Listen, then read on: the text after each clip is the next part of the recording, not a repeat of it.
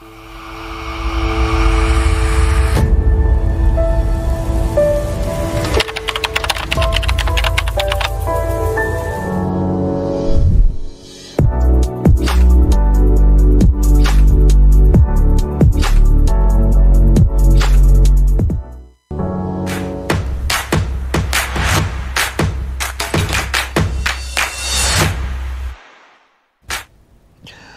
Congos a besoin de la jeunesse, les Congos a besoin des têtes bien faites de la République pour que nous puissions relever les défis, car l'avenir d'un pays, c'est aussi la jeunesse. Depuis 1960 jusqu'à aujourd'hui, 63 ans après, quels sont les vrais problèmes de la République démocratique du Congo? Parce que nous avons des richesses, parce que nous avons des hommes de l'histoire. Mais pourquoi jusqu'à aujourd'hui, il y a toujours des questions très questionnantes sur le développement de la République démocratique du Congo? C'est votre émission Rendez-vous du soir, après Mendy, Jean-Marie Kassamba et d'autres, et tant d'autres. Aujourd'hui, on a préféré de recevoir pour vous Monsieur Christian Luindula. Il est secrétaire adjoint en charge des finances d'un grand parti politique, Parti Congo Uni, parti d'un homme intelligent de mon pays, Maître Kazi, un parti politique qui est de l'Union sacrée. Il est ici avec nous. Il est aussi président de Christian Fondation. Il est ici avec nous. Avec lui, on va tenter un peu d'analyser les grandes lignes d'actualité. Sans oublier, il est également candidat député national à Moamba. La question qui mérite d'être posée est, il va effacer les vieux qui s'y trouvent dans cette circonscription. Il est ici avec nous. Monsieur Christian, soyez le bienvenu. Merci, monsieur Delphin. Monsieur Christian, en vous regardant, vous êtes jeune. Pourquoi vous avez choisi de faire la politique? Je salue tous les téléspectateurs qui nous suivent en ces moments, qui sont devant leurs écrans. Pour répondre à votre question, je pense que tout Congolais fait de la politique. Parce que tout Congolais qui vit en RDC subit la situation économique, la situation sécuritaire du pays, et ils analysent ces questions dans leur coin. Et aujourd'hui, moi, si je suis, si je peux le dire ainsi, acteur politique, c'est parce que tout justement, c'est venu de la population, c'est venu d'un groupe, des jeunes, des mamans, qui m'ont approché et qui ont voulu assez que je puisse être candidat pour leur représenter dans le district de Moamba. Voilà comment je peux répondre à cette question, parce que je suis déjà cadre de Congo Uni, comme vous l'avez dit, du parti de son éminence Maître Kazi, notre président Maître Faustin Kaziteriko Kenda, là où l'homme des procès. L'homme des procès. Maître Faustin Kaziteriko Kenda, là où il est, je le salue. Et c'est le visionnaire de Congo Uni. C'est le parti où j'ai adhéré et Maître Faustin Kaziteriko m'a fait confiance. Et c'est ainsi qu'aujourd'hui, cette confiance va se traduire par la demande de la population, la circonscription de Moamba, pour que je puisse être leur représentant aux élections de 2023. Alors, on va en parler. La régie, elle est tellement complice parce que j'ai dit que vous êtes jeune. On a mis la photo de la Maman nationale. Si vous regardez bien, elle a une fondation. Elle est également la dame qui est en train de booster le jeune. Vous venez de suivre, il y a eu la publication de résultats des élèves. Excellence, il y a pour vous une bonne chose ou soit un moyen de faire la politique autrement? Comme vous l'avez dit, excellence, donc c'est l'excellence. En fait, on ne peut que jeter des fleurs à Maman Denise Nyakero Tshisekedi à travers sa fondation, parce qu'elle milite et elle appuie la jeunesse. Et dans quel domaine? C'est la formation. La jeunesse ne peut être dynamique, elle ne peut servir son pays que lorsqu'elle est formée. Et ce que Maman Denise est en train de faire, c'est vraiment l'excellence en fait. Former des jeunes qui terminent les examens d'État, qui reçoivent des bourses d'études pour aller se former à l'extérieur du pays. Et on a même lu que ces jeunes ont vraiment brillé là où ils sont, dans les universités, que ce soit en France, je ne sais pas, dans un autre pays, mais ils ont brillé. Et ça montre que notre jeunesse n'attend que ça, être accompagnée, être formée pour être prête à servir le pays à tous les niveaux où il se doit. Pensez-vous qu'investir dans la jeunesse, c'est un investissement solide pour l'avenir d'un pays? C'est un must, au fait. C'est un must parce que dans ces pays, nous avons 68% de la population qui est jeune. Vous vous rendez compte, 68% de la population qui est jeune. Imaginez, on dit que ne pas former la jeunesse, au fait, c'est une bombe à retardement. Vous voyez ce qui se passe aujourd'hui avec les jeunes des Évrais, les jeunes qui deviennent de Koulouna et tout ça, c'est parce qu'ils ne sont pas formés. Et là aussi, je voudrais, par exemple, remercier le chef de l'État à travers le service national. Service national. On voit exactement. On voit ce que le service national est en train de faire, en train de récupérer ces jeunes, en train de les former, leur donner un métier pour leur avenir. Dans la société. Exactement. Leur donner un métier pour leur avenir, pour qu'ils servent le pays en fonction de leur savoir, en fait. Et ça, c'est très, très, très important. C'est ce qui manque, je pense, dans le pays. Et le chef de l'État s'est lancé dans ça, notamment avec des fonds, de l'entrepreneuriat des jeunes, où on donne aux jeunes entrepreneurs de taux de crédit très faibles pour innover dans tous les secteurs. Et je crois que c'est très important pour ces pays. Il n'y a que par là que ces pays va décoller. Alors, Monsieur Christian Louindoula, je précise que vous êtes également président de Christian Louindoula Fondation. Parlons-en parce que vous avez épinglé mot concernant la jeunesse. Dans votre fondation, vous faites quoi? Il semble que c'est des fondations mallettes. L'homme, tu n'es pas sur terrain. C'est vrai? Christian Louindoula Foundation, c'est une idée qui est arrivée juste pour canaliser, au fait, les actions que nous faisons.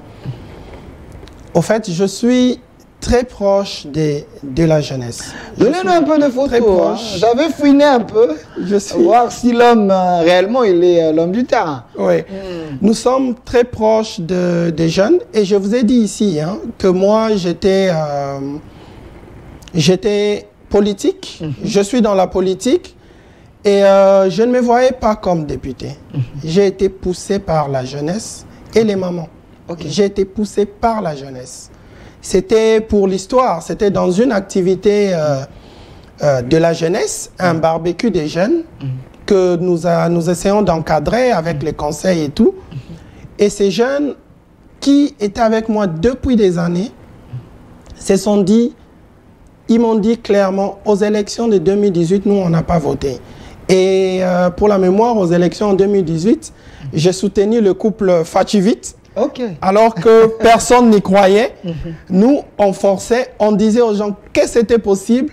Et lorsque les résultats ont été publiés, et il y avait cette liesse, et les jeunes étaient contents de voir que mon champion avait gagné aux élections. Candidat numéro 20. Exactement. Et c'est de là que c'est parti. Et dans une activité, on avait essayé d'appuyer les jeunes dans cette activité avec un petit financement. Et les jeunes sont venus me voir à un groupe pour dire, nous, on n'a pas voté aux élections en 2018, mais en 2023, nous voulons voter, nous voulons jouer un rôle. Par exemple, ici, c'est où? Là, c'est au quartier Kemi à Lemba, à côté de quartier Rigini. Et nous avons fait une descente pour être proche de la population et recueillir leurs besoins, leurs desiderata, parler avec la population parce que c'est aussi très important. Les candidats députés ou les politiques viennent, ils racontent les discours, après ils partent. Mais il faut venir écouter la population, comprendre leurs problèmes. Je disais ici par exemple aux gens de Kémi, je disais moi, les députés on le voit quand ils viennent pendant les vacances parlementaires. On ne les voit même pas pendant les vacances parlementaires. C'est vrai ça? Je vous dis qu'on ne les voit pas. Il y a autant de députés. J'étais à Kémi, ils n'ont pas vu leurs députés. J'étais à Kisenso, dans les quartiers Libération. Ils m'ont dit, juste après les élections, ils ne sont jamais revenus. Et j'étais étonné et j'étais triste de l'apprendre. C'est partout, que ce soit à Livoulou, dans le quartier Malolo, où je parle avec des jeunes, ils me disent, ils sont partis et ils ne sont jamais revenus. Par exemple, ici, c'était quoi votre discours? Parce que ici, vous êtes en mode jeune. Oui. Et c'était quoi votre discours? En fait, les discours, c'est le discours de Congo Uni. On dit à la population que rien n'est fatal, ensemble c'est possible. Et ça c'est tiré de notre hymne du parti Congo Uni. Rien n'est fatal, ensemble c'est possible. Remettre l'espoir, parce que quand tu descends, le discours c'est quoi? Je peux le dire en lingala, on dit clairement ah, boya kaka boye. Boya kaka boye après bokei. C'est ça que la population est en train de dire. Et là on dit à la population que ce n'est pas la fatalité. Comprenez que les choses peuvent changer. Nous sommes 100 millions de Congolais. Vous avez essayé les mêmes personnes pendant des décennies. Les mêmes personnes, les mêmes politiques qui étaient avec Mobutu sont passés avec Kabila le père. Ils ont changé avec le président Kabila, Joseph. Et maintenant, ce sont les mêmes pratiquement qui sont avec son Excellence Félix Antoine Tshisekedi Tshilombo. Et à côté de lui, on voit que ça n'avance pas. Et nous pensons que le président, son Excellence Félix Antoine Tshisekedi Tshilombo, a besoin d'une nouvelle dynamique, a besoin de nouvelles idées, de nouvelles personnes. Parce que je pense qu'on ne peut pas faire du neuf avec du vieux. Ce n'est pas possible. Alors, les discours que nous apportons, c'est dire, ayez espoir, le Congo va changer. Nous sommes 100 millions de Congolais. Il suffit d'essayer d'autres Congolais. Il est possible que les changements arrivent. Et là, j'ai discuté avec cette population pour savoir un peu, à Kémi par exemple, quels sont les problèmes. Parce qu'un politicien peut venir, un candidat peut venir dire, par exemple, je vous mets l'électricité. Oui, l'électricité, c'est bien. Mais au quartier Kémi, la priorité, c'est quoi? Par exemple... Bloquez un peu... là, il y a le polo du PPRD là. S'il vous plaît, s'il vous plaît. Revenez un peu sur la photo. J'ai vu quelque chose là, ça m'a tiqué un peu. Voilà. Il y a un polo du PPRD ici. Bougez un peu l'image. Là, je ne sais pas si M. Christian est un homme de coup d'État. Là, je vu... mettez-vous un peu debout. Bougez un peu l'image. Essayez un peu de bouger l'image encore. Allez vite. J'ai vu le polo du PPRD. Continuez. Continuez avec l'image. Continuez encore. Encore. Encore. Bloqué.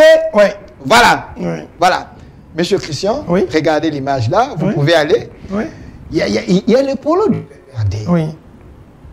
Vous voulez dépeupler le PPRD, les partis de Joseph Kabila-Kabange. Parce que ici, vous les avez convaincus. Oui, mais ce sont des Congolais. Et les Congolais sont libres de faire leur choix. Si ces Congolais ont remarqué que du côté où ils étaient, ils n'ont pas reçu ce qu'ils espéraient. Les discours n'ont rien apporté. Et c'est normal. C'est normal qu'ils choisissent du côté où ils pensent qu'il y aura les changements. Et nous sommes tous Congolais, donc... l'habit du PPRD, je suis content de voir l'habit du PPRD. Moi-même, je ne l'avais même pas remarqué. Des Congolais s'habillent même avec les habits des États-Unis. Et quand c'est un parti congolais, c'est encore le plaisir. Donc, voilà. Donc pour vous, vous êtes très content parce que Joseph Kabila a demandé à ces gens de résister. Mais vous avez convaincu une combattante, voulais-je dire, du PPRD pour prendre part aux élections. Voilà pour élever. Oui, mais les Congolais, on ne les enferme pas dans des boîtes. Et les politiciens ont pensé pendant longtemps qu'il suffisait juste de dire « Ah » et la population suit. Mais je pense que la population, on est à notre 4e cycle électoral. Je vous dis, vous pouvez mentir à une personne une fois, 2 fois, mais vous ne continuerez pas éternellement à mentir à cette personne. Elle ne va pas toujours gober ce que vous dites. À un moment, ses méninges aussi vont bouger, quoi.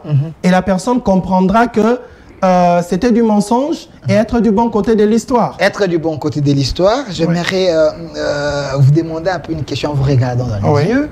Monsieur Christian Lindula, c'est vrai, vous avez réunir les gens, mais ne me dites pas que vous n'avez pas promis des polos. Vous n'avez pas donné également l'enveloppe à la jeunesse. C'est ce qui s'est fait.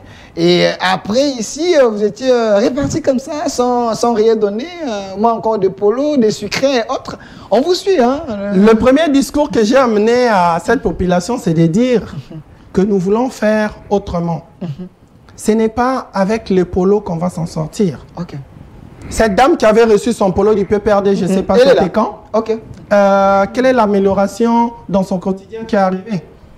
Un sac de... Il y a la révolution de la modernité, il y a eu 5 chantiers, à moins que vous puissiez être aveugle, hein, sous Kabila, quand même. Le pays, dans l'état où son Excellence Félix Antoine Tshisekedi Tshilombo l'a trouvé, n'était pas... Le président Joseph Kabila a fait des choses, mais c'était pas, on n'avait pas atteint un niveau de développement élevé. Il y a le budget de l'État, qui est un exemple.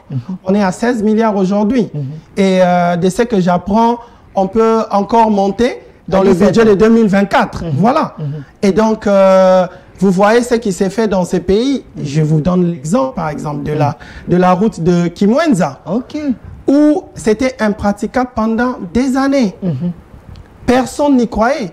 Et aujourd'hui, j'ai vu, il y a les motos Gizi qui vont jusqu'au lycée de Kimwenza. Lycée de Kimwenza. C'est un rêve. Ça, les gens n'imaginaient pas. Ça, ce n'est pas des Photoshop, ça. C'est pas des Photoshop. Allez sur la route Kindele, Kimwenza, vous montez. À Mongafula, vous montez à partir de Mongafula, je pense c'est en vrac. Vous bifurquez sur cette route et vous prenez. Il y a la route Sekomaf. Je pense que il y a la communication peut-être du chef de l'État. Le chef de l'État est en train d'agir autrement. Il ne veut pas trop montrer parce que c'est dans son rôle au fait de travailler. Et il a donné l'impulsion à son gouvernement. Son gouvernement travaille parce que c'est effectivement leur travail.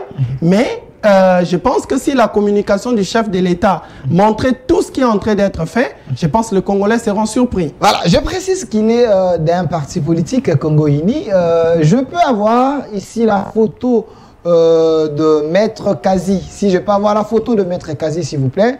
Donnez-moi la photo de Maître Kazi. Donc, le président de ce parti politique, Congo Uni, avec M. Christian Lundula. J'aimerais bien avoir cette photo. La photo de Maître Kazi, s'il vous plaît. Donnez-moi cette photo. Alors, vous pensez que vous n'allez pas décevoir l'homme? Parce que je précise que vous êtes de l'Union sacrée. Maître Kazi, c'est un grand homme. Il a fait ses preuves. Ici, vous avez sa bénédiction. Vous êtes sûr que sur terrain, vous serez le candidat qui va apporter à son parti politique les mandats. Ça commence d'abord par le choix, avant d'arriver d'être candidat. Ça signifie qu'au parti, on est passé par un tri. Et le président, il m'estime, voilà, il m'est présenté devant la jeunesse du parti.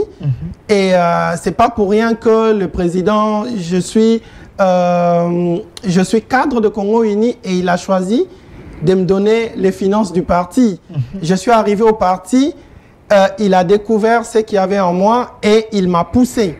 Et il continue à me pousser et il m'a dit, sois notre candidat à Moamba. Et on a envoyé le dossier a été aligné. Et je vous dis que je ne suis pas candidat de Congo Uni seulement. Nous sommes dans un regroupement politique. Et donc, mon président est parti défendre mon nom dans le regroupement. Et mon nom a été retenu. Et j'ai été coopté j'ai été pris parmi les candidats de ce regroupement qui est AAUNC. Et notre nom a été affiché par la CENI comme candidat de AAUNC, Congo Uni, pour les districts de Moamba. Je ne vais pas les décevoir, je suis le cheval. Merci, prenez place. C'était juste une démonstration pour que les gens comprennent que nous devons également faire confiance à la jeunesse. Je connais l'homme Maître Kazi, un homme très intelligent, un homme très influent qui travaille dans les silences, mais il fait des grandes choses. Il soutient le chef de l'État. J'espère que vous n'allez pas les décevoir. Une fois élu, vous devenez autonome et vous risquez d'avoir la malédiction parce que l'homme se bat pour que vous puissiez devenir peut-être candidat. Mais avant de passer à autre chose, quel est le vrai problème des mots en bas? Les gens vous suivent, les vraies réalités. Parce que vous êtes candidat député national, vous devez quand même connaître les problèmes de votre circonscription. Oui, je dirais les vrais problèmes de Moamba, c'est le problème qui affecte tous les pays dans l'ensemble. On a une jeunesse désœuvrée qui est au chômage. La jeunesse a besoin d'être encadrée. La jeunesse a besoin d'être formée, surtout formée. Et la formation, depuis plusieurs années dans ces pays, je pense qu'on nous a appris la formation, c'était juste aller à l'école classique, diplôme d'État, université et finir. Et après, chercher de l'emploi, être engagé quelque part ou dans la fonction publique et tout ça. Mais ce qui est très important aujourd'hui, vous savez, notre pays, on n'a encore rien fait. Vous dites? Notre pays, on n'a encore rien fait. Ok. Les défis sont énormes. Okay. Et j'ai commencé par dire qu'on avait 68% de la jeunesse. Je vous donne un exemple. Aujourd'hui, vous avez dans les constructions, je ne suis pas contre d'autres nationalités, mais vous avez des Chinois qui font des travaux, des TT comme on dit, le tout travaux, des Chinois. Comment c'est possible? Vous allez à des endroits, on entre même dans des bureaux de l'État. Vous arrivez, vous voyez le carrelage. La peinture est sur le carrelage qui est mal posé. Vous comprenez qu'on a besoin de former la jeunesse, que ce soit dans le carrelage, que ce soit dans la peinture. Donc la spécialisation, de mettre dans des... pas avoir des généralistes, pas avoir des généralistes, mais avoir des gens spécialisés dans des Exactement. Et moi, je parle aux jeunes, je dis, c'est très important qu'on soit formé parce que demain, si je suis député, je vais user de mes prérogatives, notamment pour faire un lobbying à faveur de ces jeunes, par exemple, de Moamba.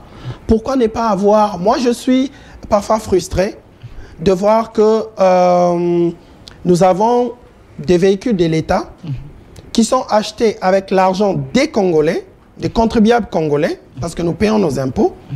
Et ces véhicules vont, par exemple, à l'entretien dans les garages des Libanais. Comment c'est possible? Pourquoi on ne peut pas avoir un grand garage, je dis, à Lemba, à Matete, qui aura aussi, par exemple, des marchés pour, je ne sais pas, les entreprises étatiques. Ça permet aux jeunes, ça leur met la confiance parce qu'ils ont pu obtenir des marchés, mais aussi ça leur permet de se développer. On doit avoir la concurrence congolaise et pas seulement avoir les entreprises étrangères. Et ça vient par la formation. Former des bons mécaniciens, former des bons ajusteurs, par exemple, former des bons carreleurs, parce qu'on va construire dans ces pays. On n'a encore rien fait, comme je vous dis. On a encore beaucoup d'étendues qui sont libres et donc il faut former les jeunes, surtout dans les métiers. C'est quelque chose qu'on a oublié.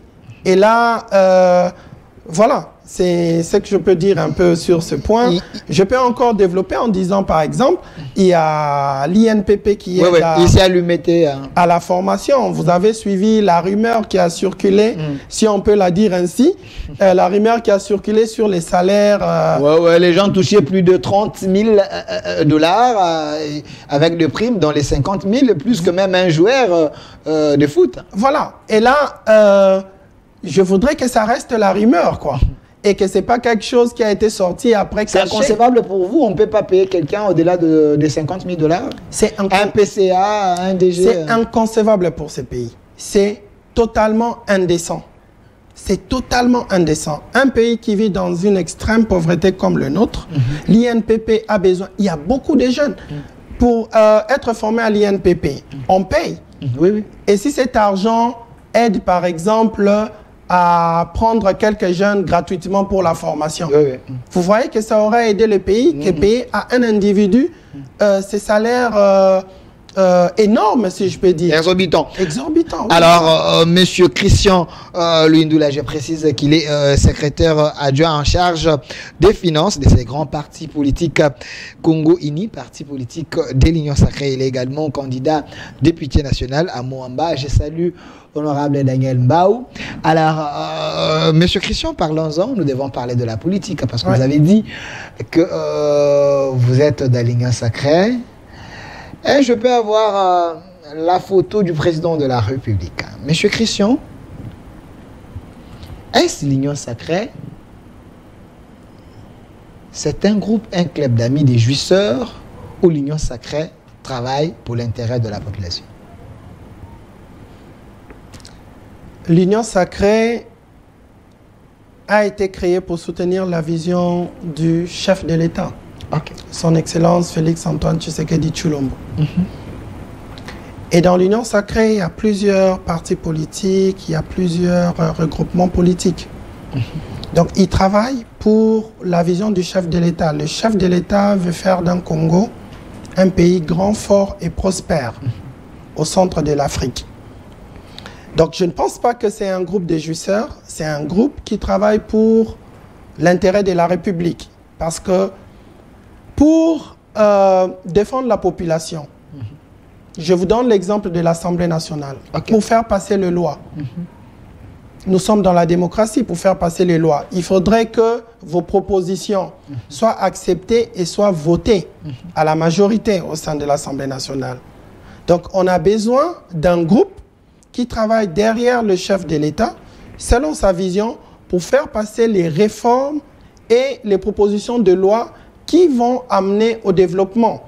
C'est ainsi qu'il y a ce groupe qui est là, et je pense qu'il travaille effectivement pour l'intérêt de la population. Ce groupe travaille pour l'intérêt de la population. Il semble que le Parlement de Mbosso, c'est un Parlement qui ne produit presque pas, contrairement à Minakou à l'époque, le Parlement dirigé par Bochab, là où il y avait les têtes bien faites. Vous, votre Parlement ici, quelqu'un m'a dit, vous avez des gens comme de Daniel Safou et les autres, des députés un peu comme ça. Vous, comme futur député, si c'est là, pouvez être les cas, vous souhaiterez être ensemble avec un monsieur comme Daniel Safou? Vous pensez que... Je salue l'honorable Daniel Safou là où il se trouve. Je pense que c'est un aîné et ça sera un honneur pour moi de travailler avec un aîné. Il dégage l'intelligence. C'est quelqu'un qui a des vertus, qui a des valeurs? Je dirais, je ne saurais pas les juger. C'est un homme politique. Il a des actions, des actes qu'il pose. Il sait là où ses actions sont en train de mener. Moi, j'agirais peut-être autrement, différemment de lui. Mais sinon, c'est pas à moi de juger sa façon de faire. Parce que vous êtes de l'Union sacrée, on vous juge vous également l'Union sacrée. Vous ne travaillez pas pour la population, vous travaillez plutôt pour les amis. C'est un groupe de copains. Il y a plus des pros qui sont venus de l'étranger, ils sont venus au Congo, mais en réalité, ils ne donnent pas les résultats attendus par la population. Vous êtes jeune et pensez-vous qu'il y a la méritocratie dans l'Union sacrée? Dans le gouvernement de Samadé, par exemple? Oui, bien entendu, ce sont des compatriotes congolais qui ont été nommés par le chef de l'État. Ils ont mérité la confiance du chef de l'État. Et à côté du chef de l'État, vous savez, vous avez vu beaucoup d'acteurs politiques qui ont fait la prison, qui ont été arrêtés. Et à côté du chef de l'État, il ne soutient pas la corruption, il ne soutient pas les antivaleurs. Et donc, s'il est prouvé qu'il y a des acteurs politiques qui sont dans le gouvernement, dans les entreprises publiques, qui sont dans les antivaleurs, je crois que le chef de l'État sanctionne sans ménager, en tout cas. Voilà. J'aimerais bien vous poser cette question. Ce n'est pas une question polémique, mais récemment, on a suivi un député, Maïcha, de l'UNC, qui a fait des révélations troublantes sur 3 membres du gouvernement. Vous êtes jeune, vous voulez que les choses changent. Quand vous avez suivi l'honorable, parce que je vous ai posé cette question comme futur député, si, si la chance va vous sourire, votre réaction, c'était quoi en écoutant ces révélations et la manière qu'on a trahi un peu le Congo selon lui? J'étais étonné, j'étais attristé de l'entendre. Et si cela s'avérait vrai, parce que je suivis aussi le ministre Nicolas Kazadi, qui a amené une autre version. Et je pense que l'Assemblée nationale, c'est le bon lieu pour vraiment analyser ces contrats, parce que c'est dans les prérogatives des députés. Les députés nationaux, c'est aussi faire les propositions de loi, mais aussi faire le contrôle du gouvernement. Et donc, si il s'avère que ces contrats qui va être analysé ou toiletté au niveau de l'Assemblée nationale, s'il s'avère que les intérêts de la République ont été mis en arrière face à des intérêts étrangers ou égoïstes de certains acteurs politiques. Je crois que ça mérite des sanctions par le chef de l'État. Alors, parlons un peu de la vie sociale des Congolais avant que nous puissions parler de la question d'actualité aussi, le mort à Goma, autant de tensions. Monsieur Obed, si je peux avoir la photo là où il y a un peu les tomates, le maman en train de se débrouiller, parlons-en. Est-ce vrai à la vie chère au Congo? Parce que les gens pensent que Kabila manque aux Congolais. J'étais ici avec le secrétaire général permanent adjoint du PPAD, Ferdinand Kambera, qui m'a dit les gens cherchent même Kabila parce que tout est cher. C'est votre constat aussi? Oui. C'est difficile, mais tout est cher dans ces pays. Et je pense que l'ancien régime n'a pas fait mieux.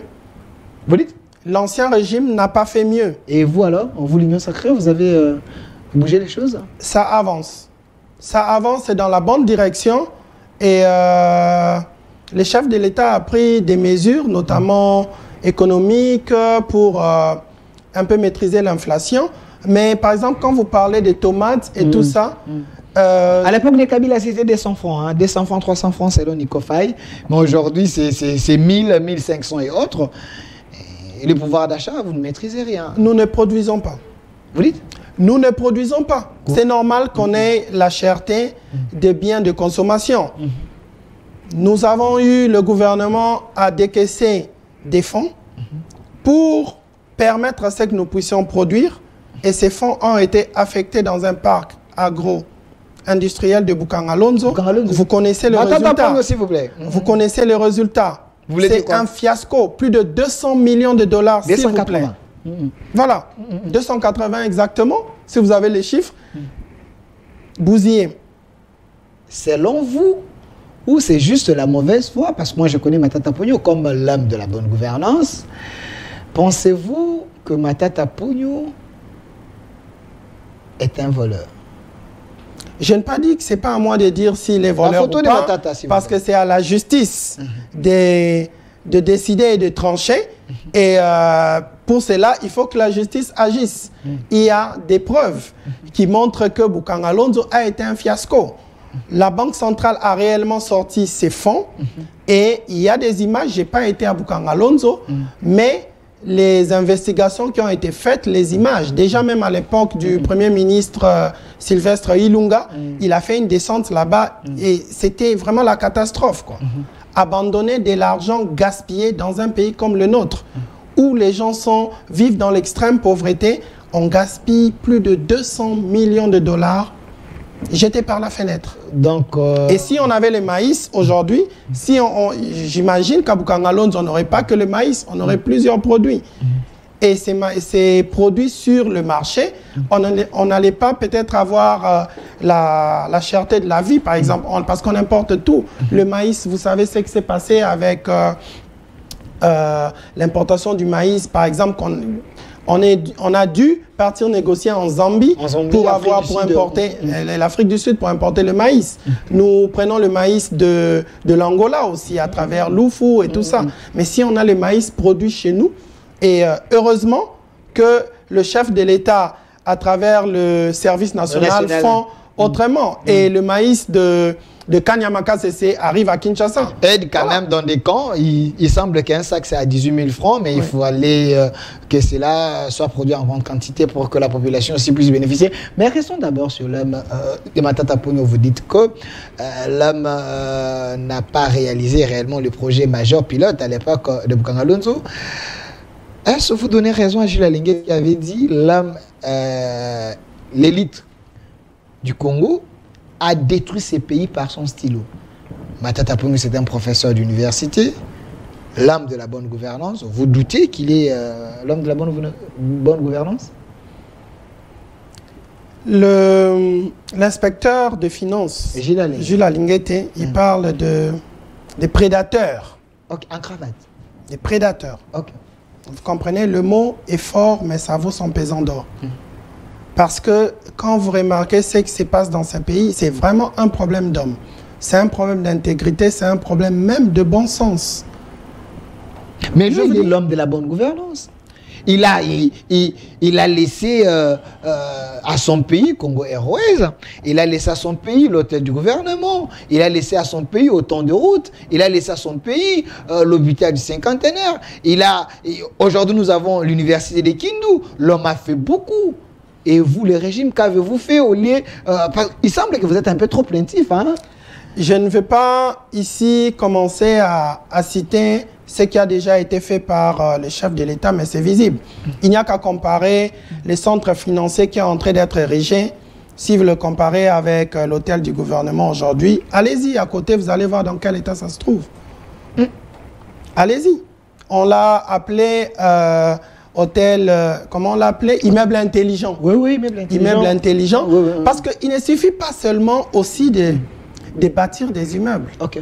Mais on doit être honnête dans ce que nous faisons. On les bâtit à quel prix? Vous voulez dire quoi? Il semble que Mwangachouch, il est aussi partenaire dans cette affaire. Je ne sais pas, mais je vais vérifier. Il semble. Je ne peux pas confirmer ce que je ne sais pas. Alors, M. Christian, je précise qu'il est cadre d'un grand parti politique Congo-Uni, parti politique de l'Union sacrée, le parti de Maître Kazi. Alors, parlons-en, parce que vous dites que le régime Tshisekedi est en train de créer un peu la différence. Quelqu'un m'a dit, les fonctionnaires pleurent beaucoup, c'est un régime qui a les arriérés. Vous n'avez même pas augmenté les salaires de fonctionnaires. Est-ce vrai? Il y a beaucoup qui est en train d'être fait. Vous dites? Beaucoup est déjà fait. Avec mais nous sommes sur la voie. Un gouvernement pléthorique, il semble, autant de ministres. Hein. Un gouvernement de récompenses, selon les opposants. J'ai parlé de la jeunesse ici. Hein, et je pense que c'est pour la première fois dans l'histoire de ces pays quelque chose qui était constitutionnel mais qui n'a jamais été appliqué. Par exemple, parlons de la gratuité de l'enseignement. La gravité ou la gratuité? La gratuité de l'enseignement. Quelqu'un m'a dit c'est la gravité de l'enseignement. C'est la gratuité de l'enseignement. Les enseignants ont vu, dans plusieurs provinces, les enseignants ont vu leur salaire augmenter de façon exponentielle. Avoir des Congolais qui vont à l'école gratuitement, c'est le meilleur cadeau qu'on peut faire à l'ensemble du pays. Non, c'est vrai de Kabila. Kabila avait déjà commencé ça à l'époque. C'est l'article 43 de la Constitution dont vous parlez. C'est constitutionnel, oui. Mais ça n'a pas été appliqué. Il faut dire merci à Kabila, Joseph Kabila. Le président de la République a pris le courage. Il a dit l'enseignement primaire est gratuit de la première à 6e année. Et on est parti. Il y a eu des difficultés, mais aujourd'hui, c'est maîtrisé. Vous êtes sûr? Certain. Je suis certain. Je peux avoir la photo de M. Ambongo parce que là, j'aimerais bien relayer un peu le propos de notre cardinal, Monseigneur Ambongo, qui est de l'Église catholique, quand il avait dit, bon, la gratuité, oui, mais il fallait essayer un peu de bien préparer. C'est comme si la décision était prise dans la précipitation. L'homme a raison. Je vous dis, pour ces pays, il faut des décisions courageuses. Et le chef de l'État avait pris une décision courageuse et une décision salutatrice aujourd'hui, qui aide au fait à la population, aux jeunes Congolais, d'étudier gratuitement. Maintenant, le cardinal Ambongo, qui est notre père de l'Église, il a sa façon de voir les choses, sa façon d'analyser, mais le gouvernement a pris la mesure et il a fait ce qu'il fallait pour la gratuité de l'enseignement. Et on a eu plusieurs paliers. Je pense que maintenant, nous sommes déjà au 3e palier avec la gratuité de l'enseignement où les enseignants reçoivent leur prime de la gratuité. Et je pense qu'on est déjà au 2e ou au 3e palier et on avance. Je pense que dans ces pays, il faut, comme je l'ai dit, des décisions courageuses pour avancer. Sinon, on sera toujours, on marquera le pas. Est-ce que la qualité est garantie avec la gratuité de l'enseignement? Si je peux avoir la photo des élèves, pensez-vous que la qualité est garantie? Parce qu'il y a ceux qui pensent, aujourd'hui, dans les salles de classe, il y a plus de 120 élèves. Nous tous on sait, l'effectif, c'est pas moins de 40. La manière qu'on donne les cours, il n'y a pas assez de salles de classe, moins encore des bâtiments. Avec la gratuité, c'est aussi une manière de détruire l'éducation. Vous savez, dans l'enseignement, combien de jeunes enseignants on trouve encore? parce que ce n'était plus attrayant. Mais aujourd'hui, que ce soit, il ne faut pas toujours voir la ville-province de Kinshasa quand on parle de la RDC. Hein. Aller dans les provinces, aller dans la Mongala, aller à Chouapa, aller voir les enseignants, ce qu'ils reçoivent aujourd'hui, ce que ça apporte et la motivation qu'ils ont. Ce n'est pas beaucoup, mais au moins on a pris le bon chemin et on avance. Et il faut maintenant aussi parler de la formation des enseignants. Il faut recruter les enseignants. Et le gouvernement a mécanisé plusieurs enseignants encore. Et cela permet à ce qu'on puisse rajeunir en même temps l'effectif des enseignants, qu'on puisse rajeunir. Et encore autre chose, il y a aujourd'hui les enseignants qui reçoivent même leur pension de retraite avec le SENSAP. Les enseignants? Oui. Okay. Avec le SENSAP. Ce n'est pas de la poudre aux yeux? Non, ce n'est pas de la poudre aux yeux. Sous le régime de Tshisekedi. Et l'opération est même dans l'ensemble des provinces de la RDC. L'opération est en train d'avancer. Alors, parlons de la situation sécuritaire de la République démocratique du Congo. Monsieur Bed, si je peux avoir la photo de nos soldats, nos vaillants soldats. Sous le régime Kabila, quand il y avait des manifestations, s'il y avait de morts, on disait Kabila a tué. Si je peux avoir quelques photos avec nos soldats, est-ce aujourd'hui, il y a plus de 40 morts selon plusieurs sources. Les manifestants à Goma, ils ont manifesté contre la MONUSCO, contre l'armée régionale, mais ils ont été tués. Vous êtes de l'Union sacrée, on peut dire que Tshisekedi a tué son peuple. Avant de répondre à cette question, je voudrais d'abord présenter mes condoléances à toutes les familles qui ont perdu un proche. C'est des morts de trop pour une province qui subit déjà les affres de guerre avec la rébellion, si pas les terroristes du M23 appuyés par le Rwanda. Alors c'est une province où Goma, c'est la ville de la province du Nord Kivu, qui est sous état de siège depuis plus de 2 ans. Et le chef de l'État a demandé au gouvernement, qui a fait récemment la table ronde, pour lever, requalifier ou maintenir l'état de siège dans ces provinces. Je pense que la population a opté, ou la société civile, ensemble avec les politiques, ont opté pour la levée de l'état de siège. Je pense que c'est tout à fait normal, parce que la population est un peu asphyxiée depuis ces 2 années. Mais maintenant, il appartient au chef de l'État qui a toutes les données sécuritaires. C'est le premier des Congolais qui est mieux informé, qui décidera au fait des résultats de ces assises. Donc, pour revenir à votre question, nous avons une armée professionnelle qui monte, qui continue à monter en puissance. Une armée professionnelle qui continue à monter en puissance.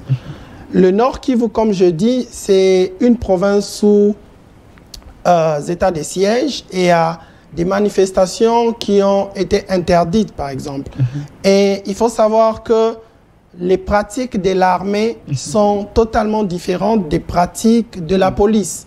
La police vit avec la population au quotidien. Elle est la proximité, comme vous l'avez dit. Mais l'armée a un autre rôle. Et quand l'armée est en train de gérer la province du Nord Kivu, c'est un autre état d'esprit. Et ces manifestations qui se sont faites par des Congolais, les Ouazalènes, bien que c'était une manifestation qui a été interdite, mais ça ne valait pas la peine qu'il y ait ces dérapages. Et donc je pense que l'armée étant professionnelle, il y a les institutions judiciaires au sein de l'armée. L'auditorat va faire certainement des enquêtes pour que les responsabilités soient établies, au fait. Et ce n'est pas ça qui fait que l'armée n'est pas professionnelle. Nous déplorons tous cela, ce qui est arrivé à nos compatriotes, et nous les regrettons. Et c'est vraiment triste, mais voilà. Alors, On avait suivi récemment ici la présence du président burundais. Il y a ceux qui pensent que la diplomatie du régime Tshisekedi elle est tellement trop faible. Aujourd'hui, l'EAC est chez nous. Il semble que l'EAC refuse même de quitter les sols congolais. Pour vous, un échec de notre diplomatie? Non, ce n'est pas un échec.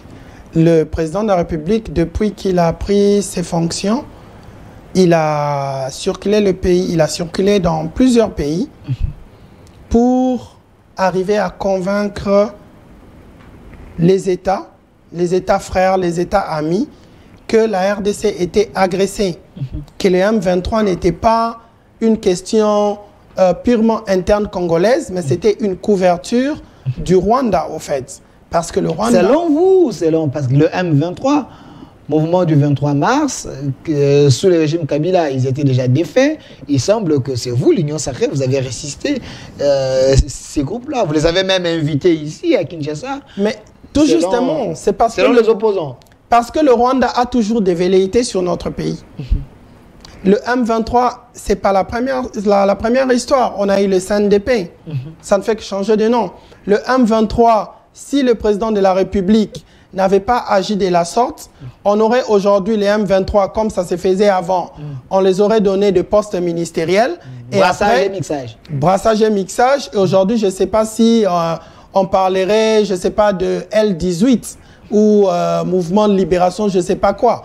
Donc, c'est toujours des arguments parce que le Rwanda a des velléités sur nos minéraux, sur nos richesses. Et les désordres à l'est du pays profitent au Rwanda. C'est ainsi que ces mouvements rebelles naissent toujours pour faire le bien du Rwanda. Mais Kagame avait dit qu'il se sentait bien avec le régime Tshisekedi, que le régime de Joseph Kabila. Kagame, c'est celui qui était votre frère. L'opposition vous conseille de ne pas aller chez lui. Mais vous entêtez. Aujourd'hui, vous êtes brûlé. Vos discussions avec Kagame plombent maintenant l'intérêt de la nation. Non, l'intérêt de la nation n'est pas plombé. Et vous vous rappelez que le chef de l'État est un fin stratège.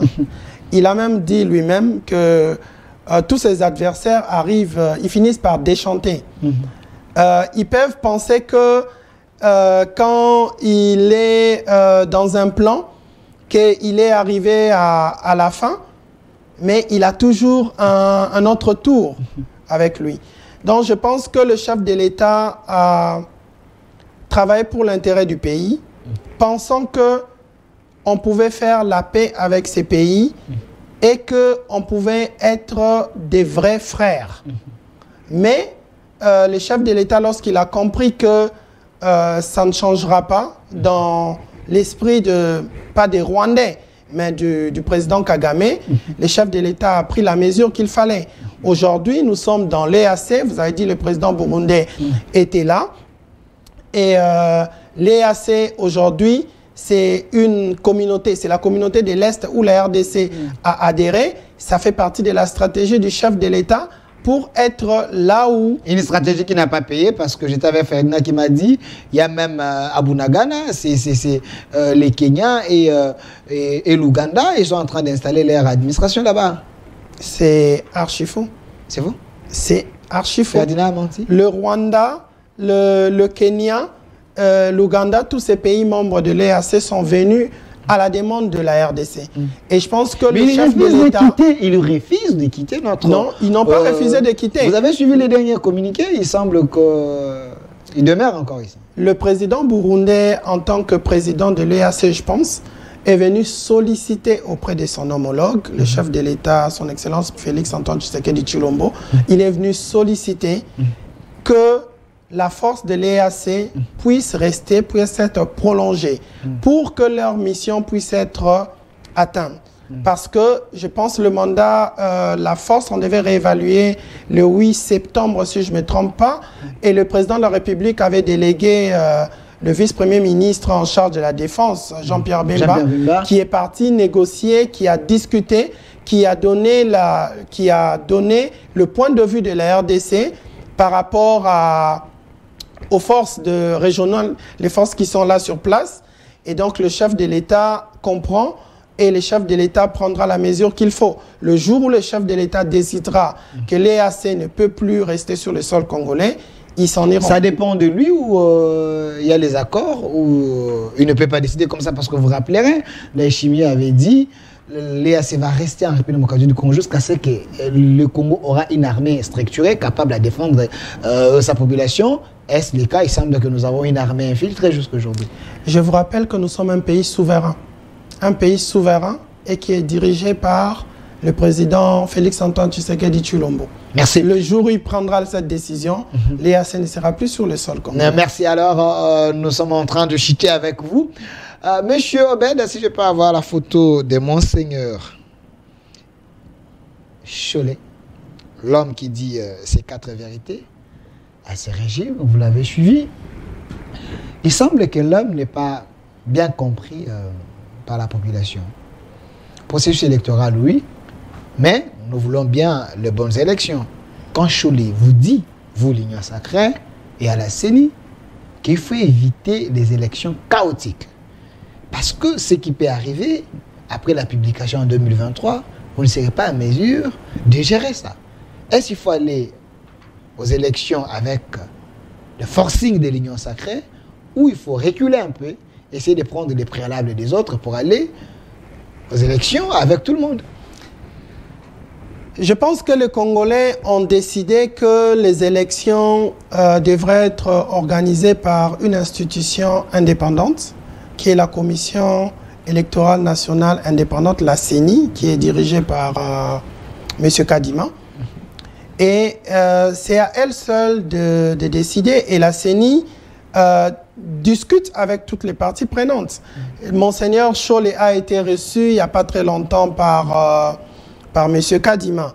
Et ils ont discuté et il a montré les arguments, il a présenté les arguments montrant que le processus électoral est bien mené et va arriver à bon port.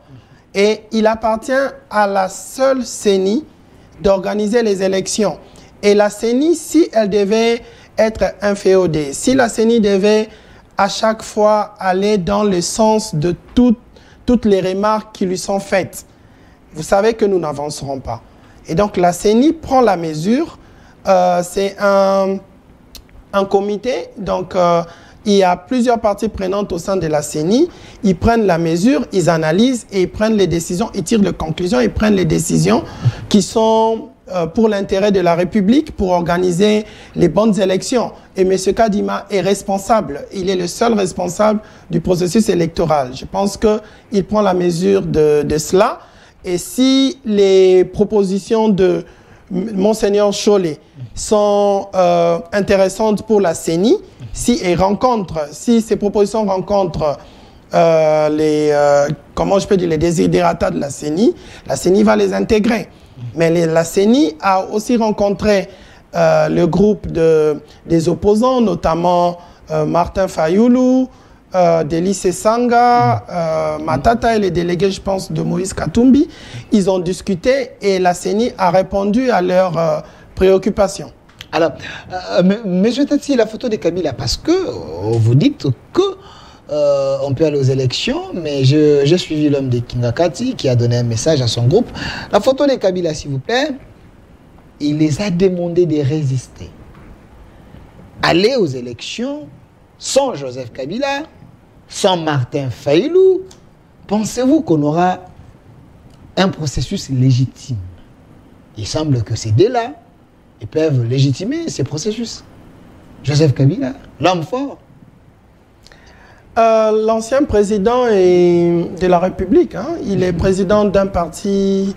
Peut perdre les grands partis. Hein. Vous avez même suivi, il vient de doter un grand siège à son parti politique.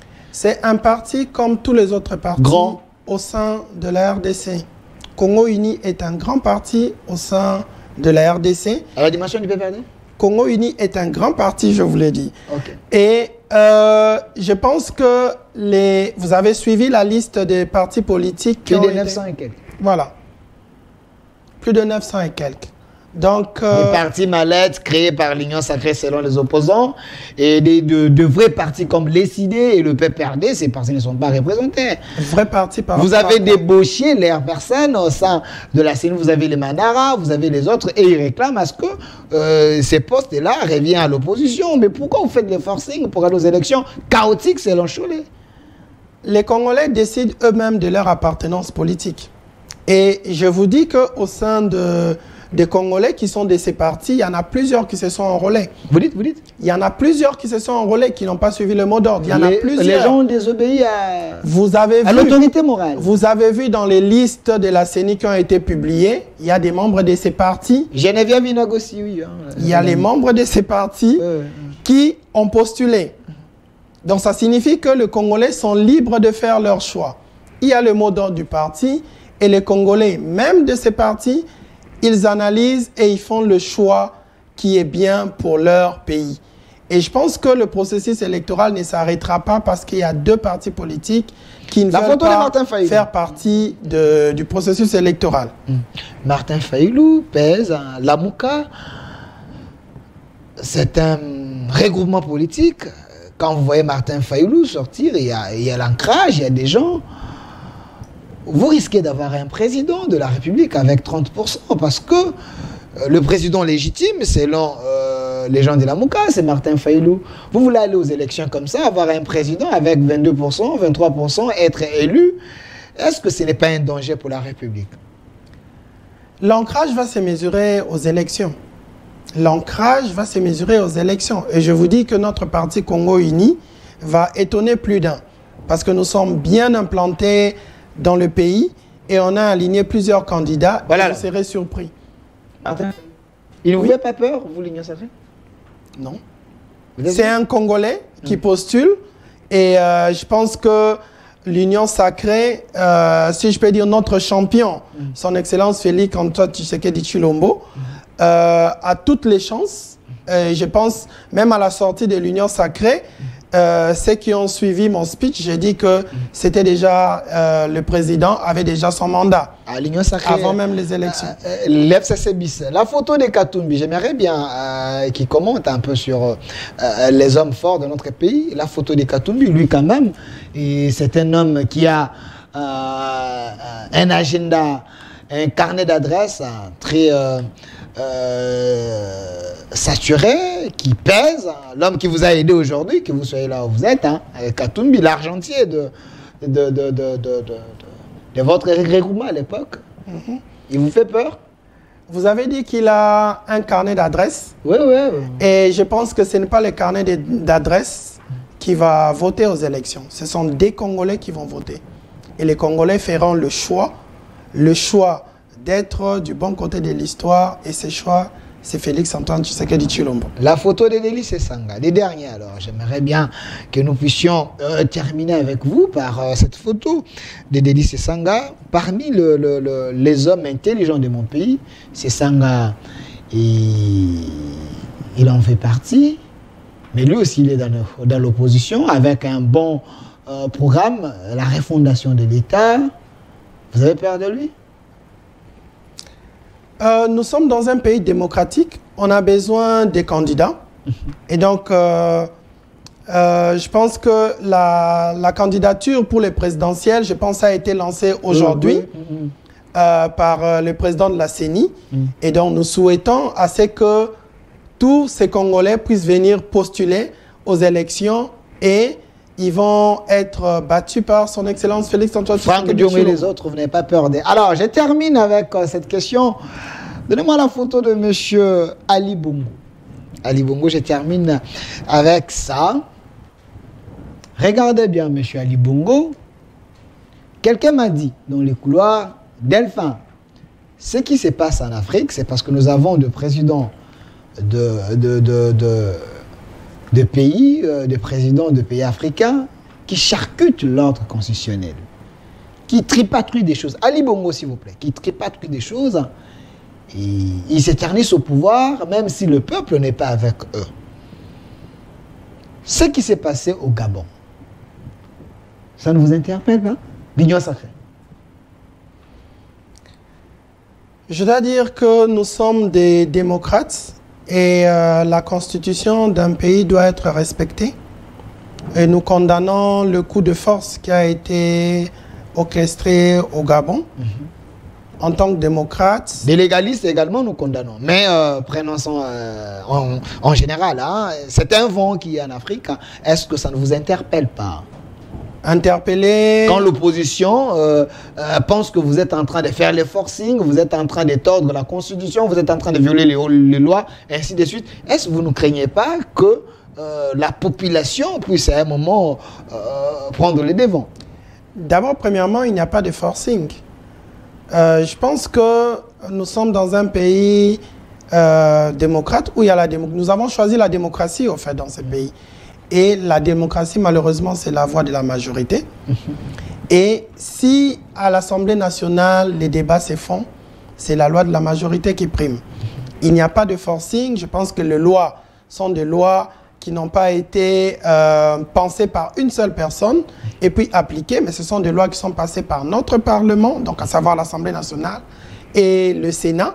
Et si ce sont des lois qui sont votées, ce sont des lois qui sont reconnues dans notre pays et donc il n'est pas question de forcing. Merci, monsieur Christian Louis Ndoula. Regardez la caméra. On retient quoi de votre passage? Un mot à votre base, si réellement cette base, elle n'est pas une base achetée. Oui, je voudrais saluer la population de la circonscription de Moamba qui est avec nous et nous disons à la population de Moamba qu'elle doit opérer un choix judicieux, que le changement est arrivé. Il est temps que la population puisse faire le bon choix pour que enfin les richesses de ces pays soient réparties et que tous les Congolais puissent jouir des richesses de leur pays. Il n'est pas question d'être impressionné par les cadeaux, d'être corrompu moralement par les cadeaux, comme le patriarche Étienne Tshisekedi déjà le disait. Hein. Si on vous amène les cadeaux, prenez, c'est l'argent de la République, mais faites le bon choix. Il faut amener le changement dans ces pays et il y a vos enfants qui sont dans les maisons. Ces enfants doivent évoluer, ces enfants vont être formés.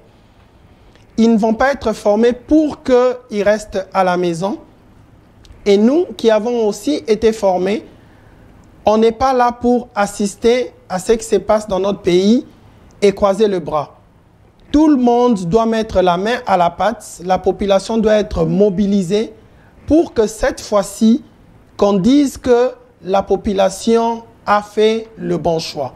Je remercie la population de Moamba qui m'accompagne et je remercie toute la population de la RDC et aussi notre chaîne CSS TV. Merci à vous également, monsieur Christian Louis Ndoula. Vous êtes secrétaire adjoint chargé des finances de ces grands partis politiques Congo-Uni, parti d'un homme intelligent de notre pays, Maître Kazi. Vous êtes aussi candidat député national à la circonscription de Moamba. Et puis je dis un grand merci parce qu'on dit derrière un grand homme il y a toujours quelqu'un qui les souffle. Monsieur Miti qui était là, il a fait le nécessaire à ce que vous puissiez être là, l'héros. Il est héros dans l'ombre. Et puis à la grande équipe qui m'a accompagné ce soir. Cette émission sera déjà sur YouTube dans quelques minutes. Et notre RDS est possible. Au revoir.